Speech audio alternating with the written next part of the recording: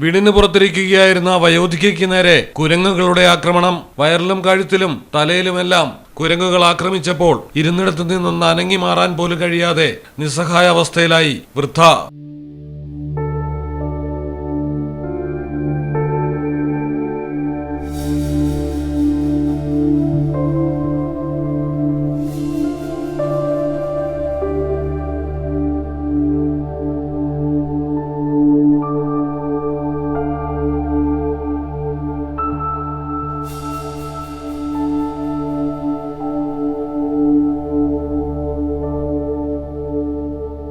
ഹരിയാനയിലെ ബഹാദൂർ ഘട്ടിലാണ് സംഭവം നടന്നത്.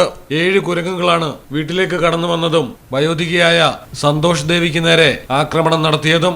ആക്രമണം കണ്ട് വൃദ്ധയെ രക്ഷിക്കാനെത്തിയ ബന്ധുവിനെയും കുരങ്ങുകൾ ആക്രമിച്ചു. ഏറെ പ്രയാസപ്പെട്ടാണ് 7 കുരങ്ങുകളെയും സ്ഥലത്തുനിന്ന് ഓടിച്ചുവിട്ടത്. പരിക്കേറ്റ വൃദ്ധയെ ഡൽഹിയിലെ ആശുപത്രിയിൽ പ്രവേശിപ്പിച്ചു. News desk Malayalam television.